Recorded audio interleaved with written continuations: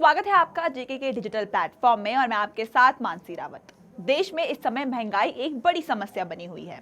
जहां खुदरा महंगाई अप्रैल में 8 सालों के उच्च स्तर पर था, तो वहीं अब थोक महंगाई 17 सालों के उच्च स्तर पर चली गई है।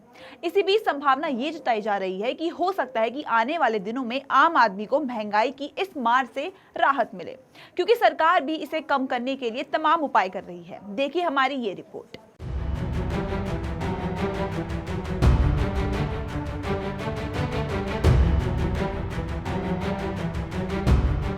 कोरोना से उभरी अर्थव्यवस्था के लिए इन्फ्लेशन यानी महंगाई नई चुनौती बन गई है। भारत में महंगाई लगातार बढ़ती जा रही है। जहां खुदरा महंगाई पहले से ही 8 साल के उच्च स्तर पर है, वहीं अब थोक महंगाई 17 सालों के उच्च स्तर पर चली गई है, जिसकी एक वजह रूस यूक्रेन के बीच चल रही जंग को भी बताया जा रहा है। इन सब के बीच सरकार इसे रोकने के लिए नए नए उपाय कर रही है। सूत्रों से मिली जानकारी के मुताबिक चालू वित्त वर्ष की दूसरी छमाही यानी अक्टूबर से महंगाई यानी मुद्रास्फीति में गिरावट देखने को मिल सकती है। आपको बता दें कि वित्त मंत्री निर्मला सीतारमण ने पेट्रोल डीजल पर उत्पाद शुल्क में कटौती की घोषणा की है। इसी के साथ ही सरकार इन्फ्लेशन यानी महंगाई को रोकने के लिए वर्तमान वित्त वर्ष में अतिरिक्त 2 लाख करोड़ रुपए खर्च करेगी, ताकि बढ़ती उपभोक्ता कीमतों और मल्टी ईयर इन्फ्लेशन से लड़ा जा सके। हालांकि सरकार अगर ये कदम उठाती है तो पेट्रोल डीजल पर टैक्स कटौती की घोषणा से सरकार के रेवेन्यू पर सीधे 1 लाख करोड़ रुपए की चोट लगेगी। मिली जानकारी के अनुसार सरकार को 50,000 करोड़ रुपए का अतिरिक्त फंड खाद की सब्सिडी के लिए चाहिए, जो वर्तमान अनुमान 2.15 लाख करोड़ रुपए के अलावा है। रूस और यूक्रेन में युद्ध की वजह से खाद की कीमतों में बढ़ोतरी हुई है, क्योंकि यूक्रेन से बड़ी मात्रा में ये प्रोडक्ट आयात होता है।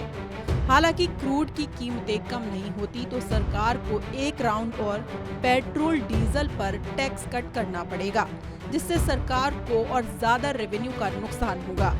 इस वित्त वर्ष की शुरुआत से ही ऑलरेडी सरकार को 1.50 लाख करोड़ रुपए के घाटे का झटका लग चुका है। हाल ही में केंद्र सरकार ने पेट्रोल पर केंद्रीय उत्पाद शुल्क में 8 रुपए प्रति लीटर और डीजल पर 6 रुपए प्रति लीटर की कमी की थी। इससे उपभोक्ताओं के लिए कीमत में 9.5 रुपए और 7 रुपए की कमी आई है, जिसके बाद बढ़ती महंगाई से आम आदमी को कुछ राहत मिली। इसी के साथ ही पीएम उज्ज्वला योजना के तहत 9 करोड़ लाभार्थियों को कवर करने के लिए प्रति गैस सिलेंडर 200 रुपए की सब्सिडी की घोषणा भी की गई। हालांकि इन कदमों से सरकार को हर साल 1 लाख करोड़ रुपए और 6100 करोड़ रुपए खर्च करने होंगे। दरअसल वित्त मंत्री निर्मला सीतारमण ने इसकी घोषणा की थी।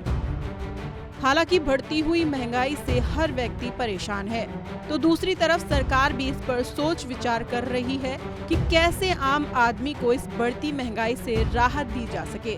दरअसल महंगाई सिर्फ भारत में ही नहीं बल्कि पूरी दुनिया महंगाई की मार झेलने के लिए मजबूर है। इसके पीछे कई वजह हैं, जिनमें से सबसे पहले कोरोना, तो दूसरी तरफ रूस और यूक्रेन के बीच चल रहा युद्ध, साथ ही चीन में लॉकडाउन और मंदी भी एक फैक्टर है। इस सब के बीच सरकार के प्रयास लगातार जारी हैं। इसका मतलब है कि भारत में आम लोगों के लिए अक्टूबर के बाद से कुछ राहत हो सकती है।